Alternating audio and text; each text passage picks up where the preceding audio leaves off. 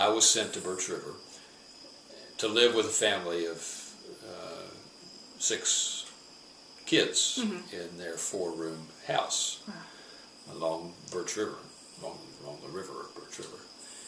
And so I moved in with them and had a bed in one of the 2 bedrooms with 3 of the boys.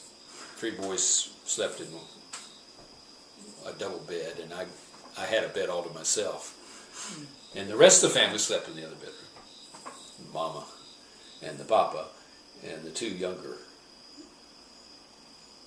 boys and the only daughter all slept in that bedroom.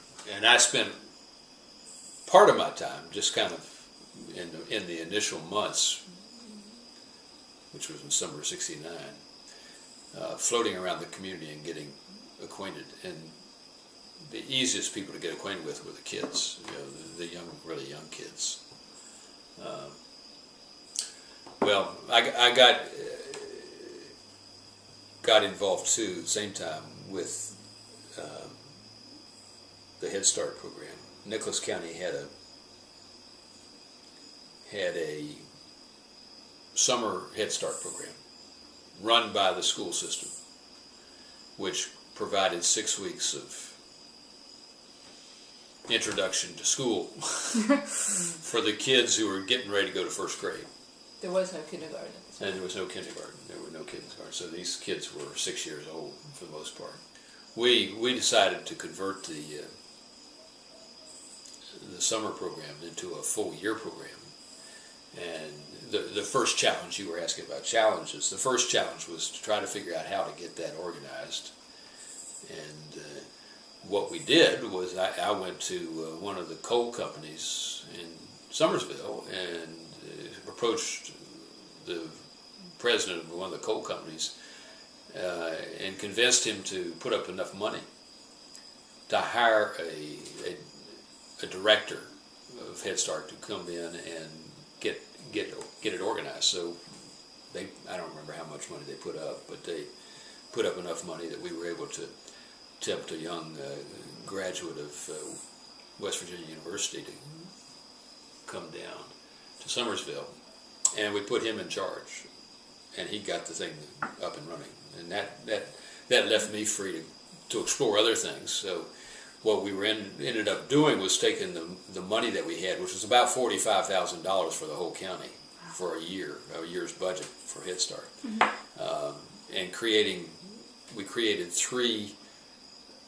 centers, Head Start centers, with about 15 kids each. One in Summersville, one in Richwood, and one in Craigsville, the 3 largest towns in the county. But there wasn't enough money to serve any of the kids in Birch River where I was, so I had the idea of starting my own little thing, and so I gathered up some kids up and down Birch River and another down a creek called Anthony Creek. 7 kids. Found a lady by the name of Myrtle George who was willing enough to let us come and use her living room. She had a pot-bellied stove, coal-fired pot-bellied stove, and she kept it going, and we just gathered in her living room and played games and worked on art projects and so forth. And a lady up at Morgantown, West Virginia University, provided me with a lot of materials and things to get that started. And we started that in the winter of '69-'70 in this lady's house. And by spring, we had migrated across the road to a little shack that she had. We fixed it up, painted it up, and I met with the kids in that little shack. Well, once we got the schools going in Birch River, Kelly offered us his building. He didn't have any use for it because the community program that he was trying to organize, the community organization, had fallen apart. So we took that building, hauled it up to this lady's property, right beside the little shack that we were using for the kids that spring, and erected the old one-room schoolhouse. And Sylvia came along that summer, and she and I and a lady up the road by the name of Betty Ward, mainly, and Kelly Johnson, the other VISTA volunteer, put it together. It was like a big erector set, you know. Just screwed the middle pieces together. And we got donations from here, there, and yon, some from my hometown here in Waynesboro, Virginia, Presbyterian Church where I'd gone to as a kid. People donated paint and materials and one thing and another, and we fixed up a really nice little school. Mm-hmm. And the big challenge was getting permission to do it from the health department, because we didn't have any toilet facilities. We didn't have any water. Wow. So we took a pipe and ran it up the holler to a little spring up in the holler, and ran the water in the pipe down to the school building. So we had running water that way. And I went to see the health department guy, and I said basically, look, you know, if you want to enforce your sanitation laws, we're not going to be able to have a school. But if you're willing, you know, we'll build a nice outhouse. In fact, we'll build 2 nice outhouses, one for the girls and one for the boys, if you'll let us do that. And he did. So we dug 2 holes, and we built 2 sanitary outhouses, properly vented and so forth. We had one for the girls, one for the boys, and we opened our school up in the fall of 1970. We raised money, bought a 15-passenger van, and recruited kids from all over Birch River. Well, Birch River is a community that's hollers and ridges. You know, either people live on the ridge tops or they live down on the roads along in the hollers. We managed to get about 45 kids. I was the bus driver.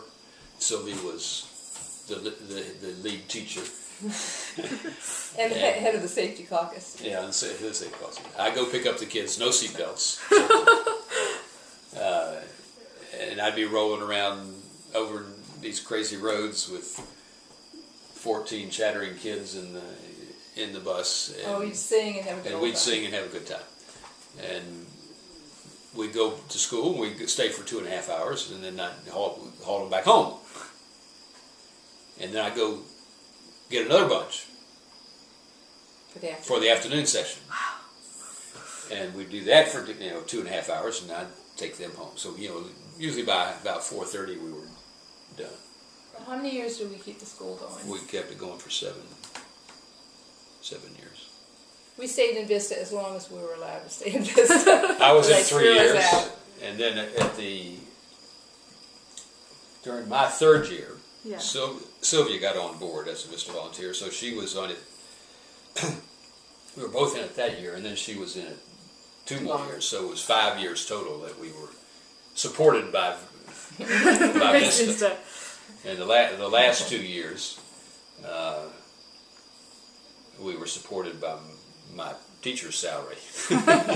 We had bought the piece of property where I had lived with Betty Ward. We still own that property, and we go out camping. Oh, wow. We're getting ready to go out next weekend. Yeah. Wow. So you still are connected to the community where yes, you we are. And some of the kids who now are in their 30s or whatever. 40s. Yeah, will come see us, and that's just a lot of fun. Yeah. Keeping up with what they're doing.